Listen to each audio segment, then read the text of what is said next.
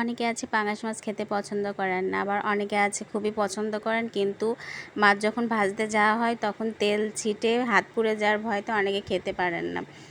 তাদের জন্য আমার একটা ছোট্ট টিপস, যখন মাছ ভাজবেন তখন মাছে যখন লবণ ঝাল তারপরে হলুদ মাখিয়ে মাছটা মাখিয়ে নেবেন, তখন একটু সরিষার তেল দিয়ে দেবেন অল্প করে, দিয়ে মাখিয়ে নেবেন।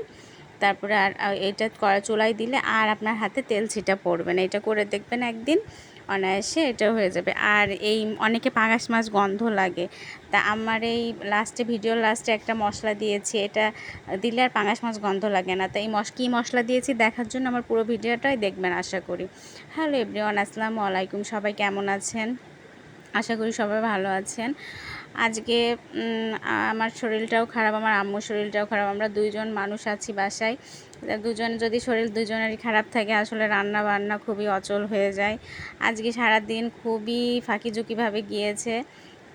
এই সন্ধ্যার সময় আমি এই একটু মাছ ভুনেছিলাম, পাঙাশ মাছ। আর কিছু ভালো লাগলো না, তাই পাঙাশ মাছ এই যে মশলা টশলা বাটতেও ইচ্ছা করলো না, কিছু না।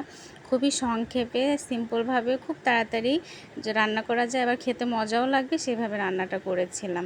আপনার সমস্ত পেঁয়াজ রসুন, পেঁয়াজ হচ্ছে কুচি করে, রসুন কুচি করে তেলে ভেজে জিরা ফোড়ন দিয়ে, এর ভিতরে একটা এলাচ ফল দিয়ে ফোড়ন দিয়ে, তারপরে ভালো করে ভেজে নিয়ে ওর ভিতরে ওই মশলাটা পেঁয়াজটা যাতে পুড়ে না যায় সেজন্য পানি দিয়ে তার ভিতরে দিয়েছিলাম জিরার গুঁড়ো, তারপরে ধনিয়া গুঁড়ো, তারপরে হচ্ছে হলুদ গুঁড়ো, আর হচ্ছে লবণ।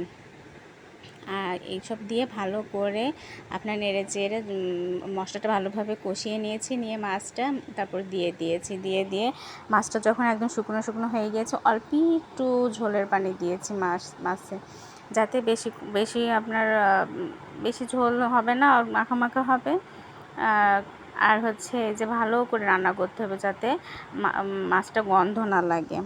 অনেক অনেক অনেক করে ফুটাতে হবে ভালো করে। এই যে ভালো করে নেড়ে চেড়ে মাছটা ফুটাচ্ছি। নিজের হাতে রান্না বলে না, রান্নাটা অনেক মজা হয়েছিল আলহামদুলিল্লাহ। এই যে দেখেন লাস্টের ম্যাজিক মশলা দিয়ে দিলাম। এইটা দেওয়ার কারণে মাছের স্বাদটা অন্যরকম বেড়ে গিয়েছিল, আর মাছের যে গন্ধটা করে সেটা করছিল না। আমি মাছ যখন ভুনা করে আমি প্রত্যেক মাছে আমি এরকম ম্যাজিক মশলা দিয়ে থাকি, এমনকি বিভিন্ন সবজি রান্না করলেও আমি ম্যাজিক মশলা দিয়ে থাকি। আপনারা এই মশলাটা দিয়ে রান্না করে দেবেন, অবশ্যই ভালো লাগবে। আমার ভিডিওটা কেমন লাগলো অবশ্যই কমেন্ট করে জানাবেন। আজকের ভিডিওটা এই পর্যন্তই। সবাই ভালো থাকবেন, আল্লাহ হাফেজ।